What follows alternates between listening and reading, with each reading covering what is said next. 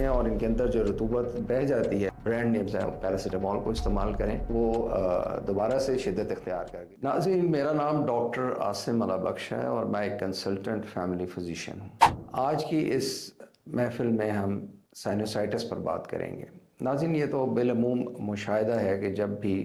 سردیاں آتی ہیں تو نزلہ، زکام، کھانسی کی شکایت نظر آنے لگتی ہے۔ ہم خود بھی بسا اوقات اس کا شکار بن جاتے ہیں۔ اس کے ساتھ ساتھ کچھ اور مسائل بھی ہوتے ہیں، جو جیسے کہ بعض لوگوں کو سر میں درد شروع ہو جاتا ہے، انہیں خوشبو نہیں آتی، ان کی جو قوت شامہ ہے وہ متاثر ہوتی ہے اور ان کو بہت زیادہ جو ہے وہ بخار ہونے لگتا ہے۔ تو یہ ایک اور مرض جو کہ نزلہ زکام کے ساتھ منسلک ہے، وہ سائنوسائٹس ہے۔ سائنوسائٹس کیا ہے؟ سائنوسائٹس پیرانیزل سائنسز کا انفیکشن ہے۔ پیرانیزل سائنسز ہمارے چہرے پر کچھ ایسے حصے ہیں جہاں پر جو خالی ہیں، وہ ہوا سے بھرے رہتے ہیں اور ان میں میوکس سیکریشن ہوتی ہے، رطوبت ہوتی ہے جو جراثیم کو بہا کے اپنے ساتھ لے جاتی ہے۔ ان کا کام یہ ہے کہ یہ ہماری کھوپڑی کو ہلکا رکھتے ہیں، اس کو ادھر ادھر موو کرنے میں آسانی دیتے ہیں، بوجھ نہیں بننے دیتے سر اور سر کے جو اجزاء ہیں ان سے۔ اس کے علاوہ یہ کہ یہ ہماری آواز کو جو ہے وہ ٹون اور ہماری آواز میں جو ایک ارتعاش ہے، جو ایک ریزوننس ہے، اس کو بھی یہ کنٹرول کرتے ہیں۔ اور آپ نے بھی دیکھا ہوگا کہ بسا اوقات جب یہ سائنوسائٹس ہوتا ہے تو آواز بھاری ہونے لگتی ہے۔ اس کی وجہ یہ ہوتی ہے کہ نزلہ زکام کی وجہ سے یا کسی اور وجہ سے یہ سائنسز بند ہو جاتے ہیں اور ان کے اندر جو رطوبت بہ جاتی ہے عام حالات میں، وہ جمع ہونے لگتی ہے، اور جب رطوبت جمع ہوتی ہے تو پھر اس میں جراثیم جو ہیں وہ پنپنے لگتے ہیں۔ بالعموم چونکہ یہ نزلہ زکام کے ساتھ ایسوسیٹڈ ہے تو اس میں وائرل انفیکشن جو ہے وہ زیادہ ہوتا ہے، یعنی کہ اس کے لیے اینٹی بائیوٹک کی ضرورت نہیں ہوتی، بلکہ کچھ عرصہ وہ رہ کے خود ختم ہو جاتا ہے۔ اس دوران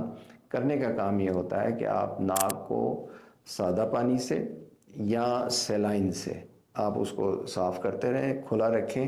تاکہ جو رطوبت ہے وہ بہہ جائے اور آپ کا جو سائنسز ہیں وہ ہیل کر جائیں۔ تاہم اگر آپ یہ دیکھیں کہ آپ کا نزلہ ٹھیک ہونے لگا تھا، آپ کے سائنسز کا درد ٹھیک ہونے لگا تھا، آپ کی کنجیشن ٹھیک ہونے لگی تھی، لیکن پھر دوبارہ اچانک وہ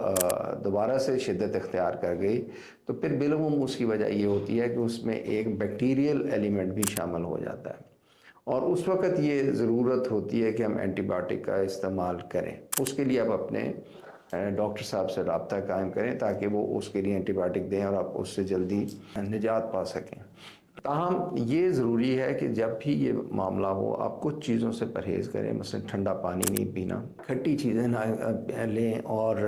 سافٹ ڈرنکس ہیں ان سے آپ گریز کریں۔ سپورٹیو ٹریٹمنٹ اس کا مین سٹے ہے۔ اگر آپ کو یہ ہو جاتا ہے، جیسے میں نے کہا، ایک تو ناک کو صاف رکھیں، دوسرا تازہ پانی یعنی فلوئڈز وہ زیادہ لیں، تیسرا یہ کہ اگر آپ کو سر درد ہے، بخار ہے، تو آپ دوائیں جیسے کہ پیراسیٹامول ہے یا اس کے مختلف برانڈ نیمز ہیں، پیراسیٹامول کو استعمال کریں اور آرام کریں۔ جب یہ آپ چیزیں کریں گے تو پھر آپ کا یہ جو